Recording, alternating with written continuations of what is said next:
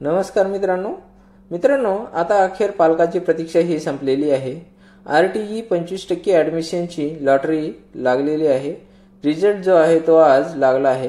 कोर्टाने असे आदेश दिले आहे की 25% ज्या ह्या जागा आहेत त्या ठेवल्याच पाहिजे आणि जो सरकारने GR काढलेला होता तो GR रद्द करण्यात आलेला आहे। आता लॉटरीमध्ये नाव कसे चेक करायचं आहे आणि हमीपत्र डाउनलोड कसं करायचं आहे, ॲडमिट कार्ड कसं काढायचे ते आपण या व्हिडिओच्या माध्यमातून पाहून घेणार आहोत। त्यापूर्वी चॅनलवर नवीन असाल तर चॅनलला सबस्क्राइब करून ठेवा, ज्याच्यामुळे तुम्हाला अशीच नवनवीन माहिती भेटत राहील। चला तर मग मित्रांनो व्हिडिओला सुरू करूयात।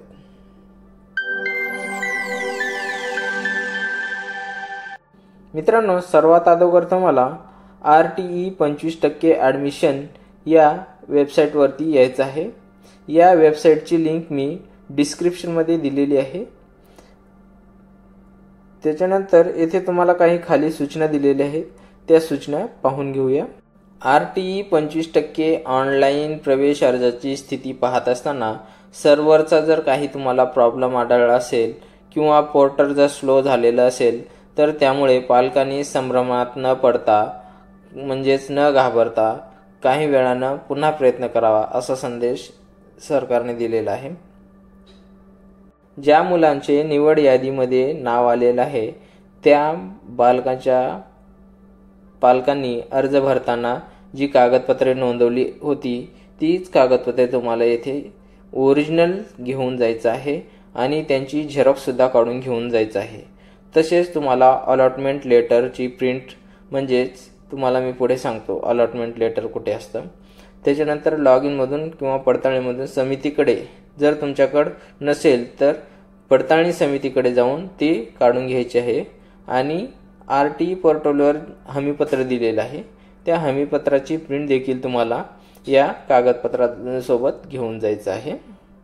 तुम्ही ज्या वेळेस अर्ज भरत होता त्यावेळेस तुम्ही जो मोबाईल नंबर दिलेला आहे त्या मोबाईल नंबरवरती तुम्हाला मेसेज येतील, परंतु त्या मेसेजवर अवलंबून न राहता तुम्हाला RTE पोर्टलवरील अर्जाची स्थिती या टॅबवरती आपला अर्ज क्रमांक टाकायचा आहे आणि लॉटरी लागली का नाही ते खात्री करून घ्यायचे आहे। अर्ज भरताना जी कागदपत्रे तुम्ही नोंदवलेली होती ते कागदपत्र ओरिजिनल आणि झेरॉक्स दोन्ही घेऊन पडताळणी समितीकडे जायचं आहे आणि विहित मुदतीत आपला प्रवेश ऑनलाईन निश्चित करावा।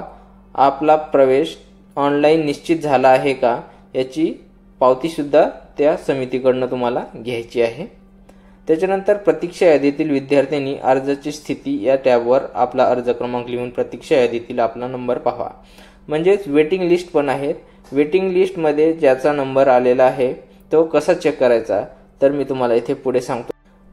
निवड यादीतील विद्यार्थ्यांनी प्रवेश घेण्याची मुदत संपल्यानंतर, म्हणजे जे मुलं सिलेक्टेड झालेले आहेत त्या मुलांचं ॲडमिशन हे पूर्णपणे झालं तरच प्रतीक्षा यादीतील म्हणजेच वेटिंग लिस्टमधील विद्यार्थ्यांना हा SMS पाठवला जाणार आहे। येथे सिलेक्शन किती झालेले आहेत तर 93,009 विद्यार्थी हे सिलेक्टेड झालेले आहेत आणि वेटिंग लिस्टमध्ये आहेत ते 71,276 विद्यार्थी हे वेटिंग लिस्टमध्ये आहेत। मित्रांनो, तुम्हाला येथे खाली यायचं आहे आणि सिलेक्टेड मूळ निवड यादी या ऑप्शनवरती क्लिक करायचं आहे। त्याच्यानंतर तुम्हाला अकॅडमिक इयर 2024-25 हे सिलेक्ट करायचं आहे आणि तुमचा जिल्हा कोणता आहे तो जिल्हा इथे निवडायचा आहे। तुम्ही तुमचा जिल्हा टाकून घ्या। त्याच्यानंतर इथे गो या ऑप्शनवरती क्लिक करायचं आहे। तुम्हाला इथे खाली डाउनलोड सिलेक्शन लिस्ट PDF असा ऑप्शन येतो, त्या ऑप्शनवरती क्लिक करायचं आहे। त्याच्यानंतर तुम्हाला PDF ही डाउनलोड होती, मी डाउनलोड केलेली आहे त्याच्यामुळे मला डाउनलोड अगेन म्हणते, तर ते PDF डाउनलोड करून ओपन करून घ्यायचे आहे। मित्रांनो, PDF ओपन झाल्याच्या नंतर तुम्ही पाहू शकता ॲप्लिकेशन नंबर, नेम, मीडियम कोणता आहे तुमचं, इंग्लिश मीडियम की मराठी मीडियम, त्याच्यानंतर स्टँडर्ड, डेट ऑफ बर्थ आणि स्कूल नेम हे तुम्हाला इथे दिसतं, तुम्ही पाहून घेऊ शकता। मित्रांनो, अशाच प्रकारे आपल्याला वेटिंग लिस्ट, प्रतीक्षा यादी, सिलेक्टेड मूळ निवड यादीच्या साईडला वेटिंग लिस्ट म्हणजेच प्रतीक्षा यादी आहे ती यादी पण आपल्याला डाउनलोड करून घ्यायची आहे। इथे पण अकॅडमिक इयर सिलेक्ट करायचं आहे आणि त्याच्यानंतर तुम्हाला तुमचा जिल्हा कोणता आहे डिस्ट्रिक्ट तो इथे सिलेक्ट करायचा आहे आणि तुम्हाला गो या ऑप्शनवरती क्लिक करायचं आहे। त्याच्यानंतर तुम्हाला इथे खाली दिसेल डाउनलोड वेटिंग लिस्ट PDF या ऑप्शनवरती क्लिक करायचं आहे आणि डाउनलोड करून घ्यायचं आहे।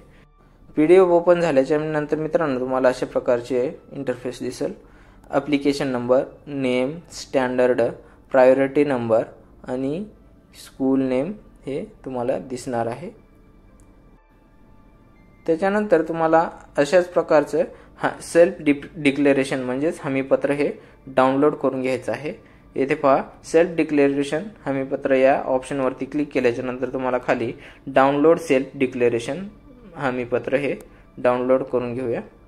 डाउनलोड केल्याच्या नंतर तुम्ही ओपन करून घ्या आणि हे इथे विद्यार्थ्याचे नाव आणि त्यांचा अर्ज क्रमांक काय आहे, विद्यार्थ्याच्या आई वडिलांचं नाव, पालकाचं नाव हे लिहून द्यायचं आहे।